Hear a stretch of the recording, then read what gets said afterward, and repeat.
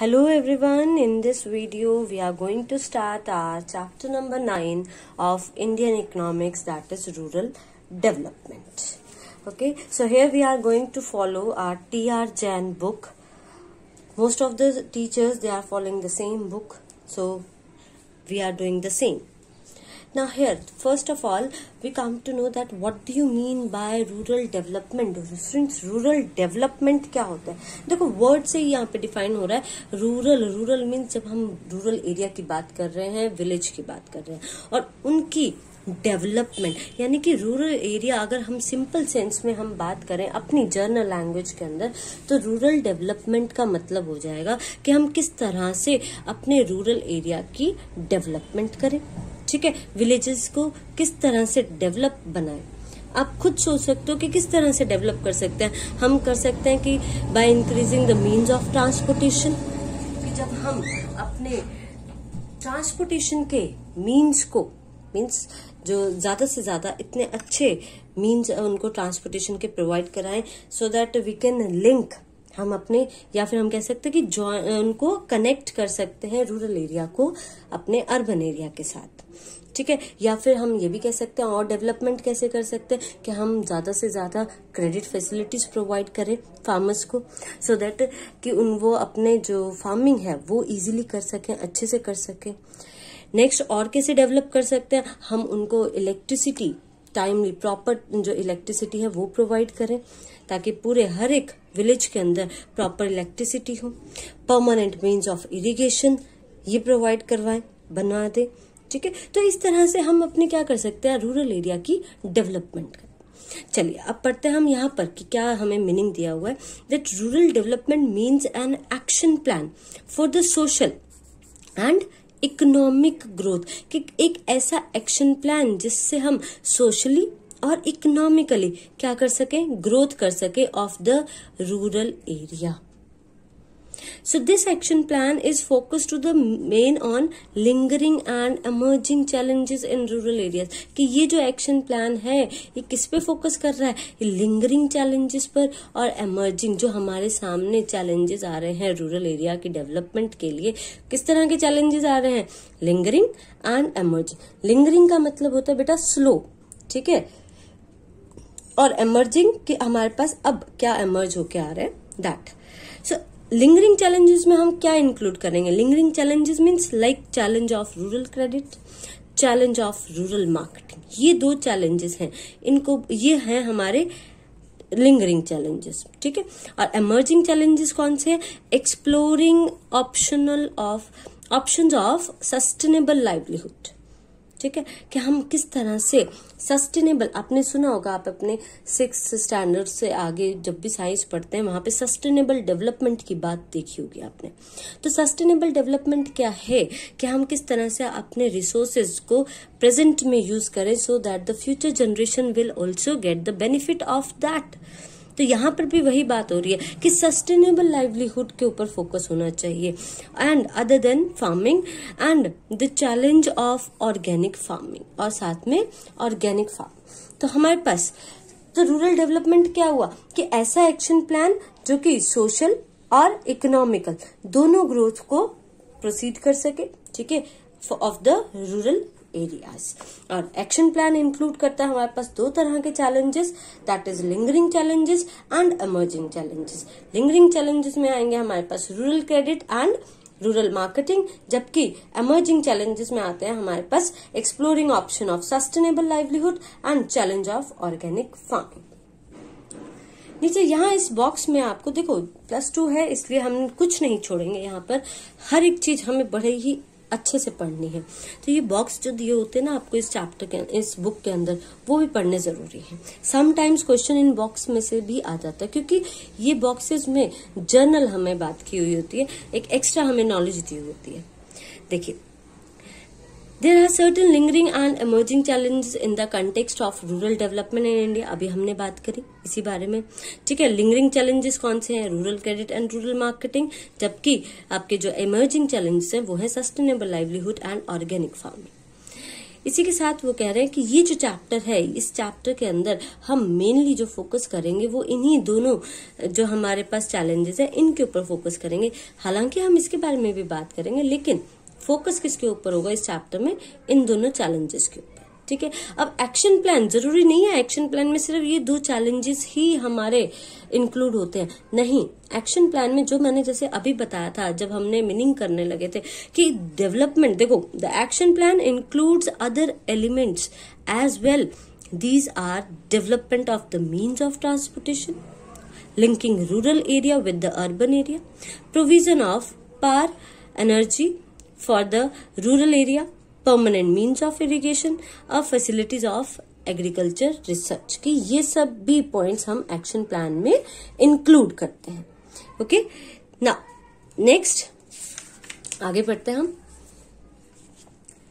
देखिए नेक्स्ट हम बात करेंगे सबसे पहले लिंगरिंग चैलेंजेस की हमारे, कि रूरल डेवलपमेंट में लिंगरिंग जो चैलेंज, जो स्लो चैलेंजेस हैं वो कौन कौन से। तो सबसे पहले में हम बात करेंगे challenge of rural credit. Rural credit में क्या क्या प्रॉब्लम्स आती है। पहली बात तो रूरल क्रेडिट का मीनिंग पता होना चाहिए आपको कि रूरल क्रेडिट होता क्या है। रूरल क्रेडिट को हम एग्रीकल्चर क्रेडिट भी बोलते हैं। सीधा सा मतलब है rural credit means credit for rural, rural के एरिया के लिए क्रेडिट, जो कि और रूरल एरिया में मेनली हम किससे रिलेटेड करते हैं, फार्मिंग से, कि फार्मिंग के लिए जब हमें क्रेडिट दिया जाता है तो उसको बोलते हैं रूरल क्रेडिट। देखो रूरल और agriculture credit means credit for farming, और हमें पता है कि credit is a life line of the farming. अब क्यों, किस वजह से जो फार्मर्स हैं वो क्रेडिट लेते हैं, आप खुद सोचो कि क्रेडिट लेने की उनको क्या नेसेसिटी क्या है। तो सबसे पहले तो अगर हम जनरली बात करें स्टूडेंट्स कि हमारी जो इकोनॉमी है, इंडियन इकोनॉमी है, यहाँ पर स्मॉल कैसे फार्मर्स हैं, जो फैमिलीज हैं फार्मर्स की वो किस तरह की है, स्मॉल है या मार्जिनल होल्डर्स है। ठीक है, जो कि सिर्फ अपनी सब्सिस्टेंस फार्मिंग के ऊपर फोकस करती है, मीन्स सिर्फ उतना ही क्रॉप ग्रो कर पाती है या फील्ड में अपनी क्रॉप्स लगा पाती हैं जितना कि उनको सर्वाइवल के लिए नेसेसरी होता है। ओके, इट मीन्स कि उनके पास कुछ भी एक्स्ट्रा सरप्लस के लिए, ताकि वो फर्दर इन्वेस्टमेंट कर सके, उसके लिए उनके पास बहुत ही, पहली बात तो होता ही नहीं है, ठीक है, और होगा भी तो वो बहुत ही कम होता है। ठीक है, जिससे कि अब सिर्फ सर्वाइवल के लिए खाना तो हमने प्रोवाइड कर दिया, क्योंकि हमने अपने फील्ड के अंदर जितनी क्रॉप की उस क्रॉप से हमने अपना फूड प्रोवाइड कर दिया, लेकिन क्या सिर्फ फूड ही रिक्वायरमेंट है एक फार्मर की? शेल्टर है, क्लोथ्स है, एजुकेशन है, हेल्थ है, ये सारी भी तो उसकी बेसिक नीड्स है। ठीक है, तो इसके लिए भी उसको क्या करना पड़ेगा, पैसे तो चाहिए, मनी चाहिए। तब वो मनी कहाँ से लेकर आएगा, क्योंकि एक्स्ट्रा इन्वेस्टमेंट फर्दर सरप्लस कुछ नहीं है। अब उसको फुलफिल करने के लिए उसे क्या लेना पड़ेगा, क्रेडिट लेना पड़ेगा। ठीक है, तो एक तो नेसेसरी हो गई रूरल क्रेडिट की ये। सेकंड क्या हो सकती है कि जो हमारा टाइम पीरियड होता है सोइंग से लेकर हार्वेस्टिंग तक, ये जो टाइम पीरियड है बीच का, ये बहुत ही लंबा होता है स्टूडेंट्स। ठीक है, आपकी जैसे कि अक्टूबर के अंदर वीट जो है वो लगती है और जाकर हार्वेस्टिंग कब होती है उसकी होती है अप्रैल में जाकर। तो ये जो बीच के 6 मंथ्स हैं, इसमें क्या करे फार्मर, क्योंकि पैसे लगा दिए सोइंग में, अब पैसे आएंगे कब, 6 मंथ्स के बाद हार्वेस्टिंग के टाइम पर। अब बीच में जो ये 6 मंथ्स आ गए, ठीक है, ये इसमें अपनी नेसेसरीज को, अपनी जो नीड्स हैं उनको कैसे फुलफिल करेगा फार्मर, तो उसके लिए उसे क्या चाहिए होता है, फिर क्रेडिट दिखता है। ठीक है, फिर वो कहाँ जाता है, क्रेडिट लेने। तो ये 2 मेन हमारे पास रिक्वायरमेंट्स है क्रेडिट की। कौन कौन सी, देखिए अब पढ़ लेते हैं हम। This is because of 2 reasons. Most farming families in India are small and marginal holders producing just enough for subsistence. Subsistence mean survival के लिए, जितना कि सिर्फ उनको जीने के लिए आवश्यकता है। They seldom generate surplus for further investment. The need for credit therefore is unavoidable. तो उसके लिए उसे क्या करनी पड़ती है, नीड पड़ती ही पड़ती है क्रेडिट की, उसको वो अवॉइड नहीं कर सकता। नेक्स्ट जो सेकंड रीजन है, that is the gestation lag between sowing and harvesting of the crop is quite long. Gestation lag means जो टाइम पीरियड है, ठीक है, सोइंग से लेकर हार्वेस्टिंग तक, वो क्या है, बहुत ही लंबा है। So this also compounds the need of credit. Next करते हैं क्लासिफिकेशन ऑफ क्रेडिट कि क्रेडिट कितने तरह के होते हैं। मेनली जो स्टूडेंट्स क्रेडिट है वो 3 टाइप्स के होते हैं। देखो आप इस तरह से अपने नोट्स के अंदर डायग्राम बना सकते हो। शॉर्ट टर्म क्रेडिट, ठीक है, medium term and long term, इस तरह से, है ना। और उसके बाद अपना, क्योंकि +2 है, +2 में जितना आप इम्प्रेसिव वे से भी साथ के साथ लिखोगे अपने पेपर में, उतना वो भी अट्रैक्टिव लगेगा आपका पेपर। चल अब बात करते हैं हम 3 तरह के, हमने क्रेडिट की बात की यहाँ पे, short term, medium term and long term.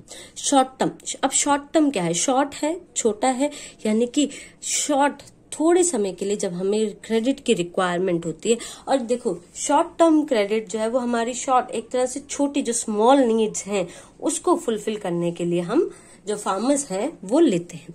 देखो short term credit is basically required for the purchase of inputs like seeds, fertilisers, pesticides and insecticides beside making payments for the electricity bills. कि जो short term credit है वो किसके लिए required होता है? या तो हमें परचेज करने होते हैं सीड्स फार्मर्स को, फर्टिलाइजर्स, पेस्टिसाइड्स, इंसेक्टिसाइड्स, या समटाइम्स उसको इलेक्ट्रिसिटी बिल पेमेंट के लिए भी रिक्वायरमेंट होती है शॉर्ट टर्म क्रेडिट की। और शॉर्ट टर्म क्रेडिट का जो टाइम पीरियड है वो कितना होता है बेटा? 6 to 12 months। ओके, नेक्स्ट आता है हमारे पास medium term credit. Medium term credit कैसे क्रेडिट है कि जब हमें मीडियम यानी कि इससे थोड़ी सी ज्यादा क्रेडिट की रिक्वायरमेंट होती है, थोड़ा सा बड़ा काम हो जाता है, जैसे कि परचेज ऑफ मशीनरी है, कंस्ट्रक्शन ऑफ फेंस है, डिगिंग ऑफ वेल्स है। इन चीजों के लिए जब हमें क्रेडिट की रिक्वायरमेंट होती है तो उसको बोलते हैं मीडियम टर्म। और इसके लिए क्योंकि इससे ज्यादा है, बड़ा है थोड़ा सा, तो इसलिए टाइम पीरियड भी इसको पे करने के लिए हमें ज्यादा मिलता है, that is between 12 months to 5 years generally जो पीरियड है आपका मीडियम टर्म क्रेडिट का। नेक्स्ट आता है हमारे पास long term credit. Long term credit is required for the purchase of additional land. Long term यानी कि बहुत बड़े वाले जो क्रेडिट आपको चाहिए होते हैं, हमें फार्मर्स को चाहिए होते हैं, और ज्यादा अमाउंट मनी चाहिए होती है, वो किसके लिए? यानी कि बड़े कामों के लिए चाहिए। बड़ा काम कैसे? जैसे सपोज करो परचेज करनी है कोई लैंड, या कोई परमानेंट मीन्स ऑफ इरिगेशन लगाने हैं, ठीक है, या फिर यहाँ दिया हुआ है जो for carrying out permanent improvements on the existing land. इस तरह के जब हमें काम फार्मर्स को कुछ करवाना होता है और उसके लिए रिक्वायरमेंट होती है क्रेडिट की, then that credit we call it long term credit. और इसका जो टाइम पीरियड है that is between 5 to 20 years। Okay, next अब क्रेडिट को एक तो हमने किया इस तरह से classification, short term, medium term and long term. Credit एक और तरह से क्लासिफाई हो सकता है, कौन कौन सा? एक तो प्रोडक्टिव क्रेडिट या अनप्रोडक्टिव।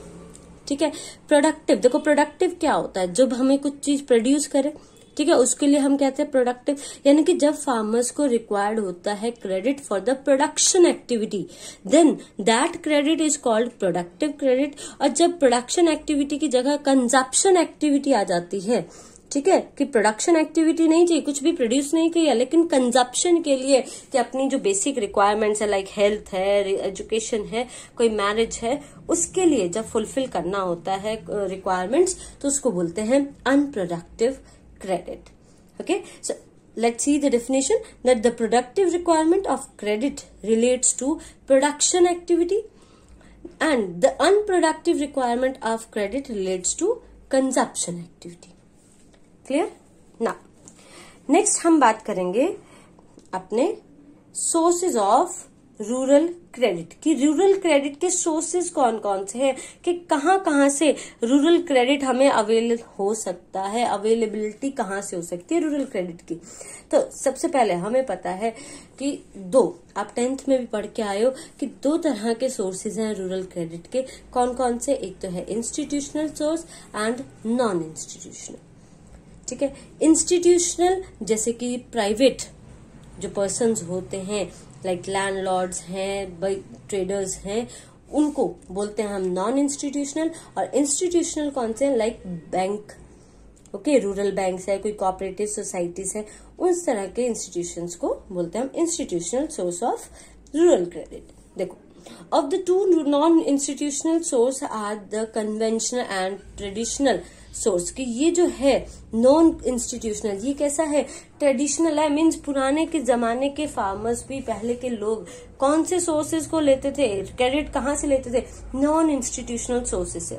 अगर आपने पुरानी फिल्में देखी होंगी तो आप उसमें देखोगे कि अगर हीरो को रिक्वायरमेंट होती है क्रेडिट की फार्मर को, तो वो एक लाला जी के पास जाते हैं और कहते हैं भाई लाला जी हमें पैसे दे दो और हमारी जमीन गिरवी रख लो, है ना।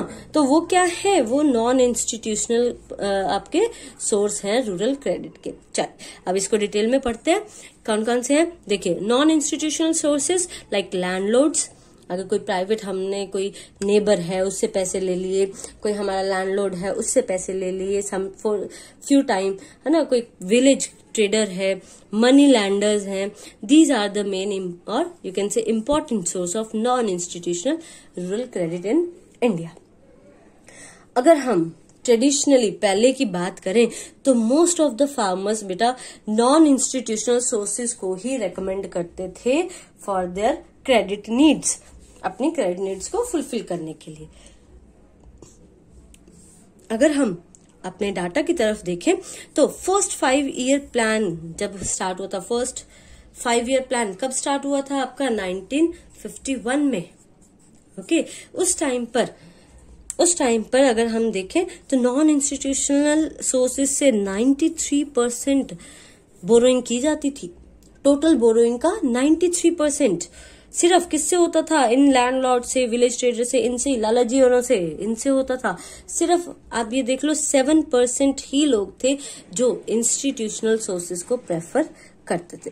लेकिन आफ्टर 1981 उसके बाद लोगों को थोड़ी सी अवेयरनेस हुई, ठीक है, गवर्नमेंट ने अवेयर किया कि भाई ये जो नॉन इंस्टीट्यूशनल सोर्सेज हैं ये आपसे बहुत ज्यादा पैसे लेते हैं, ठीक है, बहुत ज्यादा इंटरेस्ट रेट लगाते हैं। फिल्मों में भी आपको दिखाया हुआ है ना, वो भी एक देखें तो उन्होंने भी ये चीज शो की हुई है कि किस तरह से जो मनी लैंडर्स हैं, जो लैंडलॉर्ड्स हैं, वो हाई रेट ऑफ इंटरेस्ट पर फार्मर्स को क्रेडिट दे रहे हैं, ठीक है। अवेयरनेस आई आफ्टर 1981 तो लोगों ने इंस्टीट्यूशनल सोर्सेज की तरफ फोकस करना फिर शुरू कर दिया। अब इंस्टीट्यूशनल सोर्सेज कौन कौन से हैं, like government, cooperatives, commercial banks, regional rural banks जो RRBs हैं, ठीक है। Together they accounted for only 7% of the credit needs of the farmers in the beginning of first 5-year plan। जैसे कि हमने अभी बात की कि इंस्टीट्यूशनल सोर्सेज से सिर्फ 7% लोग ही क्या लेते थे, क्रेडिट नीड्स की अपनी फुलफिल करते थे, नीड्स की रिक्वायरमेंट को। Then but presently their share has increased to over 66%। लेकिन अगर हम बात करें प्रेजेंट की तो 66% लोग जो हैं अब लेने लग गए हैं, किसको प्रेफर करने लग गए हैं, इंस्टीट्यूशनल सोर्सेज को। Okay, now out of total institutional credit, जो ये इंस्टीट्यूशनल सोर्सेज हैं, इनमें से जो 15% है वो सिर्फ कोऑपरेटिव क्रेडिट यानी कोऑपरेटिव सोसाइटी से लिया जाता है, जबकि 75% कौन दे रहा है, commercial banks. Apart from substantial expansion in the flow of credit by commercial banks and RRBs, the cooperative credit institutions have emerged as important institutional agency offering credit support and related services। कि सिर्फ commercial banks और RRBs, regional rural banks ही credit provide नहीं कर रहे, इनके साथ साथ अब अगर हम देखें तो हमारी जो कोऑपरेटिव क्रेडिट सोसाइटीज हैं, जो क्रेडिट इंस्टीट्यूशंस हैं, वो भी बहुत ही एक इम्पॉर्टेंट रोल प्ले कर रही हैं for the fulfilment of the credit needs. Okay, तो आज के लिए इतना ही स्टूडेंट्स, ठीक है। आज की वीडियो में हम इतना ही पढ़ेंगे, फिर बाद में हम नेक्स्ट वीडियो में बात करेंगे अपने नेक्स्ट जो भी है इनकी डिटेल में कि कोऑपरेटिव क्रेडिट सोसाइटीज क्या हैं, रूरल बैंक्स किस तरह से ये क्रेडिट नीड्स को फुलफिल कर रहे हैं। Okay, so that's it for today. Thank you and have a nice day.